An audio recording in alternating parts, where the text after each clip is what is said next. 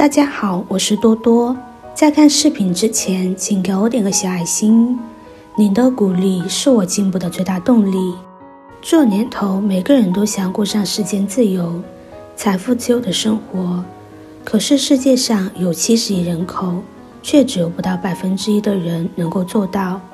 大部分人一生都在为钱工作，而不懂得去打造被动收入。研究显示，世界上有65%的富人都至少3种收入来源，而且都是被动收入。也就是说，大部分的富人都懂得打造自己的被动收入。就连政府，他们都通过营业税、水电费给他们带来被动收入，躺着赚钱。那大家都在说被动收入，那我们要从何入手，给我们带来被动收入呢？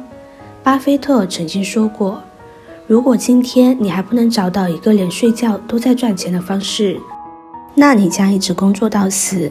其实所谓的被动收入，就是你不用花太多的时间和精力，就可以自动获得的收入。只要创造一次，就可以卖给无限个人，是可以一直都在为你带来现金的。今天这里我将告诉你，2021年开始，富人都会打造的6种被动收入来源，让你知道除了工作以外，也有其他方式能给你带来额外的收入。长期去积累的话，甚至还能让你提前退休。你不需要再工作，也有钱自动流进你的口袋。这里我要提醒一下，前面3种是通过投资就能获得的被动收入，而后面3种并不是有钱就能够做到的，更需要的是经营和创造。可是一旦你成功建立起来，那你获得的回报可能会远远超越前面3种所获得的回报，尤其是第6种。第1种就是房地产，这是最简单却被最多人误解的一种资产。所谓资产，其实就是被动收入，买下之后能帮你带来现金的东西。很多人就不能资金和负债搞错了，觉得自己买的是资产，却不知道他们的资产正在从他们的口袋里悄悄地把钱抽走。举个例子，如果你的房子是拿来自己住的，是不能为你带来收入的话，那你的房子就不能算是你的资产。如果你的房子既不能带来收入，又还有房贷需要你去还的话，那这个房子就是你的负债。什么时候房子也可以算是你的资产呢？是在扣除了开销后还能够为你带来利润的话，它就算你的资产。例如你的房子每个月房贷2000，你通过租具2500，中间产生500块钱的利润，那这间房子就是你的资产。有人问我说，想要通过房产获利，但不想买房，可以吗？我的回答是当然可以，只要你想的话。其实要通过房产获利还有很多的方法，比如你不想要购置房地产出租的话，可以通过转租的方式获得收益。那什么是转租呢？转租就是通过和房东签长约，再转手租给别的客户。例如你租了一间房2000块钱，里面有4间房，你把这4间房分别出租给4个不同的客户。主人房你租出去1000块钱，2间中间房你各租700，小房你租500，这样下来扣除你还得2000，空手套白狼还能赚到利润900块钱。这就是没有资金也能通过房产获利的方法。当然你要做的就是先调查好地段、当地需求、价格等等，这对新手来说要求可能比较高，比较考验对房地产的眼光和知识。第2，高利息股票。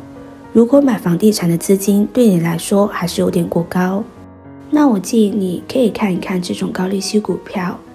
1，买股票的门槛比买房子的门槛低，你不需要太多的资金就可以开始投资了。2，这和普通股票不同，它们的区别就是派的利息和分红比普通的股票还要高，最重要的是它们的业务稳定，每年都会赚钱，所以每年都会派比较多的利息给你。这种高息股票的风险低，它不容易受外部环境影响，可以使你稳定得到被动收入的投资工具。但是注意，这种公司每年之所以会派这么多钱给你，是因为他们的公司没有太大的投资项目，需要资金。简单来说，这种公司没有投入太多精力在研发新的产品上，所以他们的股票升值比较慢。想要靠股票升值再卖出获利的人，可能就不适合投资这类公司了。第三，指数基金，每个国家都会把表现好并且稳定的上市公司纳入自己国家的指数基金，比如香港的恒生指数、美国的标普指数，他们把最出色的公司纳入一个指数里面。如果你投了这个指数，就等于投了所有最出色的公司总和，这样不仅能帮你分散风险，还能帮你稳定的获取利润。最重要的是，你不用花太多时间在那里钻研一堆数字，可以节省时间再去做别的事情，帮你赚钱。根据历史报告，2019年的标普指数上涨了 28%，2020年则是上涨了 16%， 而2021年到9月为止，总共成长 31%。 也就是说，如果你投资了100万，你就可以赚到31万，这对普通人来说算是很高的回报了。所以如果想要低风险投资的朋友，没那么多时间学习股票，又对房地产投资不感冒的话，那还是比较建议你可以考虑这种指数基金。第四，知识产权，真正的重点开始了。这是通过创造一次性的作品就能够赚到的收入。知识产权就是可以没有期限的赚钱工具。我们只需要出产一次性的作品，那别人就可以无限的循环消费，重复的观看。比如写文章的稿费，甚至连煮饭的菜谱也都可以算是知识产权的一种，都可以卖给别人。听过一句话吗？凡是不可持续的收入都不值得被羡慕。这在富人圈里是广为流传的规矩。富人认为赚多少钱不重要，能赚多久才是最重要的。所以我们很常看到那些名人都会出自传、出书，或者是网络课程之类的产品，因为这些都是一次性的创造，就可以永久性的销售。重点是它只有第一次的制作成本，一次以后所赚到的钱都不用扣除任何成本，都可以全部直接进入你的口袋。而且知识产权的门槛比以前降低了很多，现在普通人只要会用网络卖自己的知识，都能帮他们赚的一份被动收入。这是这个网络时代送给我们最大的礼物。第五，自动化运营。如果我们是没有时间的富人的话，那我们就不能达到真正的财富自由。如果你的公司很赚钱，但需要长时间在管理，只要你抛开公司就运行不下去的话，那你就是个没有时间的富人。说到底也是在帮你的公司打工罢了。说到底，我们要怎样成为时间自由的富人呢？很简单的自动化，把所有的东西让它自动化运营，销售自动化，进货流程自动化，管理自动化。第六，自媒体运营。从网络时代开始，自媒体就已经开始盛行。我们可以看到，现在很多的百万、千万富翁都是靠自媒体白手起家。很多的平台都不需要本钱，你就能开始经营，然后再慢慢建立你的个人品牌。这里跟知识产权不一样的是，知识产权是应用这一个产品上，自媒体是通过长期的创造建立起来的个人品牌。它是一个平台，可以让你卖你的其他产品。只要你把这个品牌打造起来，那首先广告商就会在你那里推销广告，你自然也能享受你建立起来的流量带来的收入。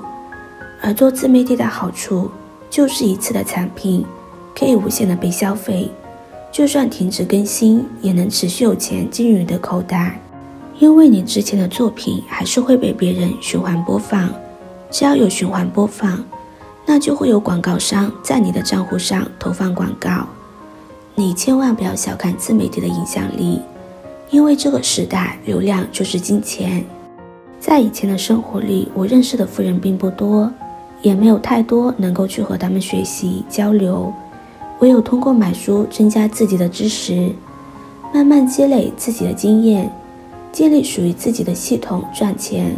后来我发现，其实有很多人，尤其是上班族，想要去做一些去增加收入，但又不确定该怎么做，导致很多时候都很迷茫。我也深深地了解这种感受。今天的分享就到这里了，如果您觉得对你有帮助的话，可以分享给身边的朋友，别忘记点赞、收藏，点击我的头像，可以看到更多的精彩内容。我们下个视频见啦！